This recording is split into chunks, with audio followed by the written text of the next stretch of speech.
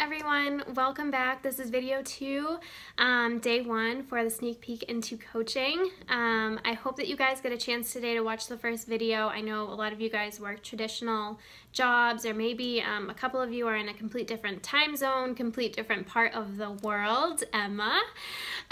So I know that you might not be able to see this, in the time, in like a timely manner, I guess you could say, for lack of a better word, but hopefully you guys get to watch these soon. Fun fact, I just recorded this. I was like 12 minutes in.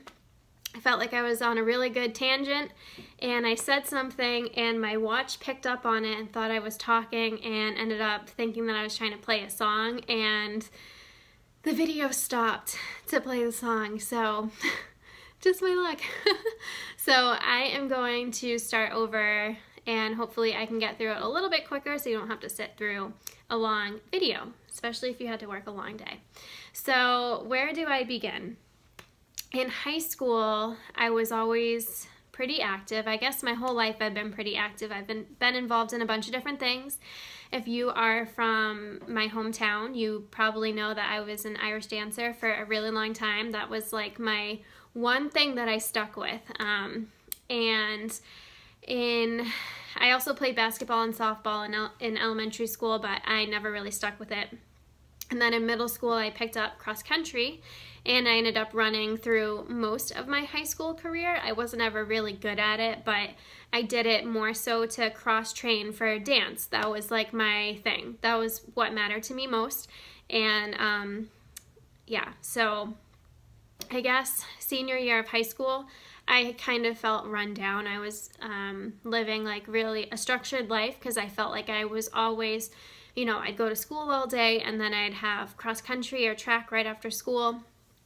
And then some days I'd go straight to Salem, which is like a half hour from here, depending on the traffic, and I would go dance for like 3 hours at night. And I'd come home, it'd be like, but depending on what time practice was, it would be like between 8 or 9 o'clock at night that I'd get home, and I'd still need to eat dinner, shower, finish my homework, this and the other thing, and it'd be a constant race to the finish. And I was just feeling really run down. I was sick of doing that. I just kind of wanted to take a chill pill and not have myself spread so thin. So I made the decision to stop dancing, and I made the decision to stop running. And what I did instead was I took pretty much the first half of the school year off from doing anything. And then in the spring, I hired a personal trainer just like a couple times a week to get me in shape for summer. And I did that, and I noticed that she was a Beachbody coach on top of her personal training business. And so I thought that was really cool, and I loved the name Beachbody. I guess now, people might have a different sense of the word, because I really didn't think about it in terms of a physical sense. I just thought of it as working near the beach. Like, I would love to have a profession where I was always working near the beach. Like, that was just, 17-year-old Mary, like, kind of clueless, right? So that was my thing. I just thought, oh, that's really cool. She mentors people online, but she also mentors people face-to-face in her community, and I just thought that was really cool. But I kind of let it go. I was like, I'm too young, and not committed enough. I'm going to school, this and the other thing. And that was the next challenge with me, was I did not want to go to college. I was one of those few people. I have a little bit of anxiety. I'm a bit of an introvert, and going away to school to an unfamiliar place with unfamiliar people in an unfamiliar setting and studying something unfamiliar, I was overwhelmed, and I kept trying to tell my parents that I'm not meant for a traditional college experience. I don't think it's right for me. And they really wanted me, they felt like I needed some growing to do, which was true. I did. I was a little bit immature at the time. And they told me, just try it for a year. If you end up not liking it, you don't have to live at school. You can live at home. We can transfer, whatever. But they thought it was really important that I went to school and lived at school and had to deal with roommates and, real life situations and not be sheltered by my parents, which in some respect I do really understand and appreciate what they were trying to say. So freshman year was great. Sophomore year was when it kind of shit hit the fan, honestly. My grandfather died very early in the fall semester, like within the first month of school, and it was very sudden. He was declining in a sense, but he had some other medical complication, and it really, it was a matter of pulling the plug or not pulling the plug. And so I ended up leaving school. My dad picked me up. We went there and I spent all night with him. I held his hand as he passed away, and it was a really traumatic experience for me. He is still to this day one of my favorite people that I've ever met. And to have to, accept the fact that that was going to be the end of it, that was really tough for me. And I ended up going through a bit of a depression. I really let my grades slip, like big time, because it just wasn't a priority to me. And I let my health slide. I was skipping classes, wasn't working out, was just binging like crazy, but didn't think anything of it, like no big deal. And then that kind of, I'm still a little like upset about it, obviously, but I kind of had to let it go and accept it for what it was. And then I started to realize that I really hated school. So I think going through that traumatic experience kind of like woke me up, and I realized that I was studying exercise physiology with the intention on being a physical therapist. And I realized I did not want anything to do with physical therapy. I tried and I tried and I tried to like it so much, and I just couldn't do it. But I felt like a failure if I dropped out of school. I didn't think my parents would let me drop out of school.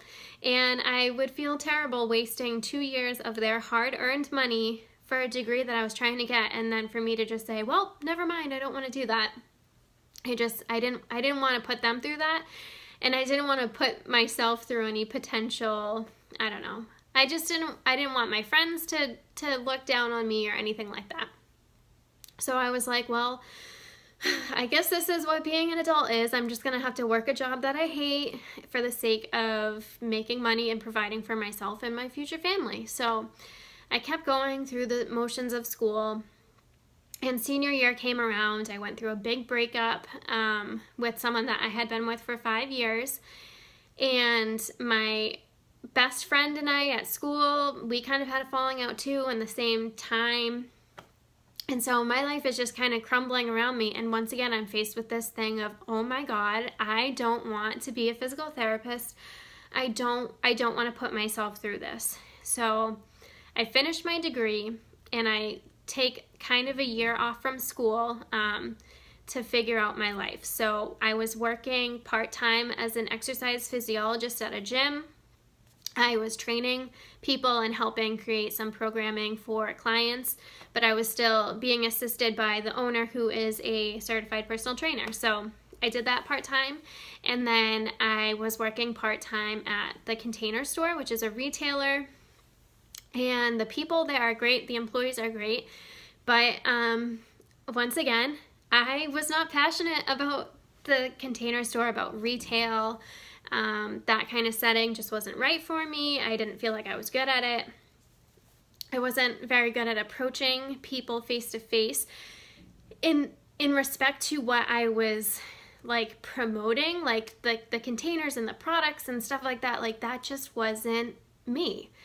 That wasn't what I wanted to do. I didn't want to, their whole model was like, just add one more thing. Like just, these people are coming in just for this, add one more thing. And like, I didn't want to do that. I wanted to help the people the way that they wanted to be helped. And I guess my model wasn't exactly, the standard retailer model. And I just remember I had this one really bad day in January of 2015.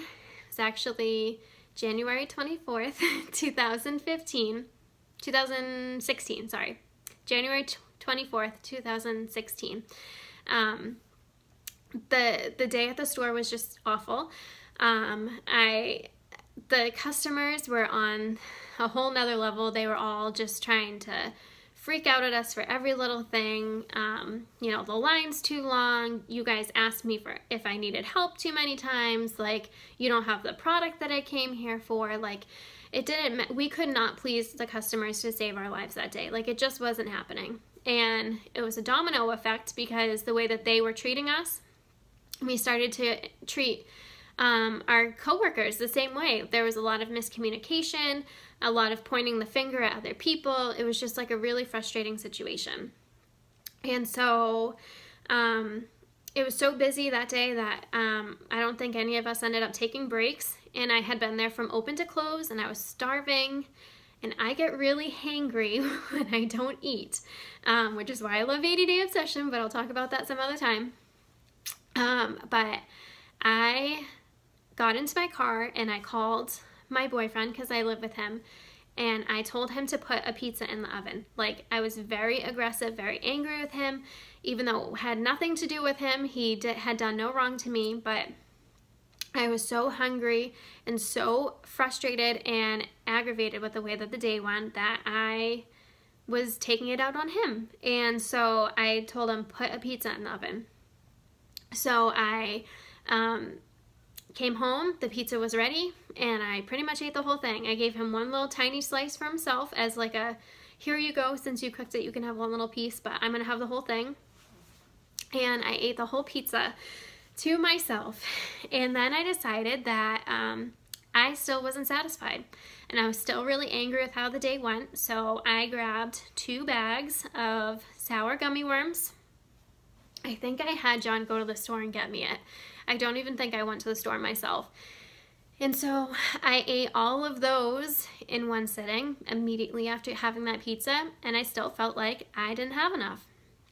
So I finished it with a pint of Ben & Jerry's ice cream, half-baked ice cream. And I remember taking that last spoonful. I think I even drank the ice cream, like the melted ice cream at the bottom. I drank it as if it were a cup.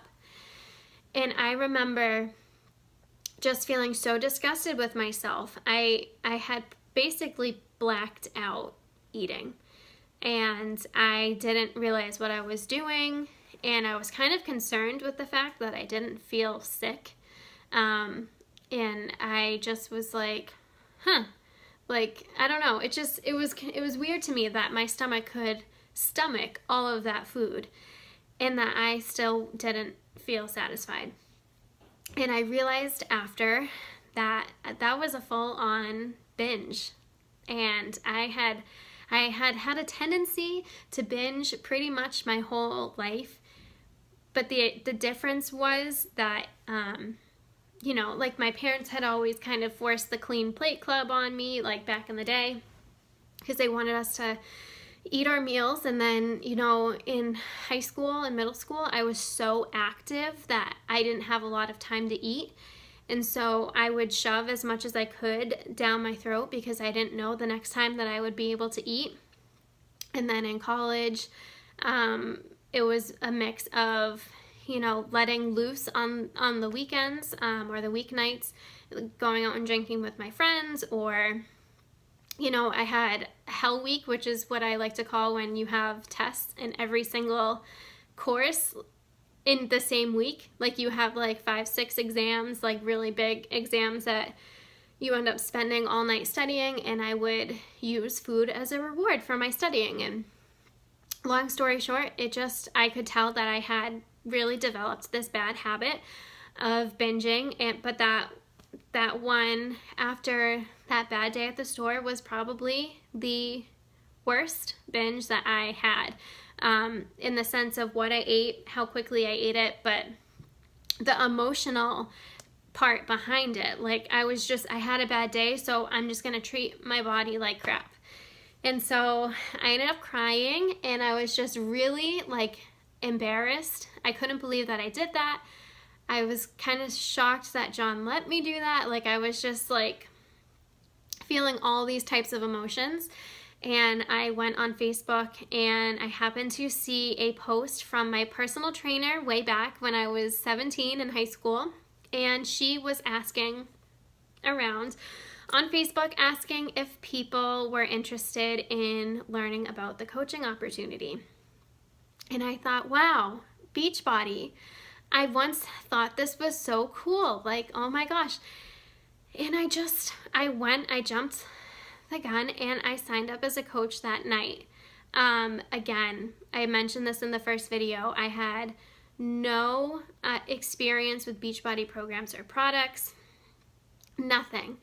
But I had just gone through this nightmare of a binge, this nightmare of a day at work, and I saw a new job opportunity that would allow me to work from home, work out, get healthy, work on myself, read books to, get my mind right, get my self-care, my self-love, all that stuff, and get my nutrition on track, which I felt like I never had that on track. So I joined as a coach that night, and I got the box about a week later because back then it wasn't all digital. You had to order the DVDs, so I ordered 21 Day Fix Extreme, and I let it sit in the box for about another week before I actually opened the box because I was like, here I go again. Am I going to try something and find out that I'm not passionate about it and quit and this, that, and the other thing? And I was scared of failing, scared of putting myself out there, scared of letting people down, and I didn't want to get started. And then I just had this kind of epiphany, and I was like, well, what's the difference? I feel like I'm letting people down as it is. I'm not working to my full potential. I'm not passionate about anything. Like, what's the difference? Worst thing that can happen is I try it and it's not for me, and that's it. And I'll just have to keep trying other things until I find something that's right for me.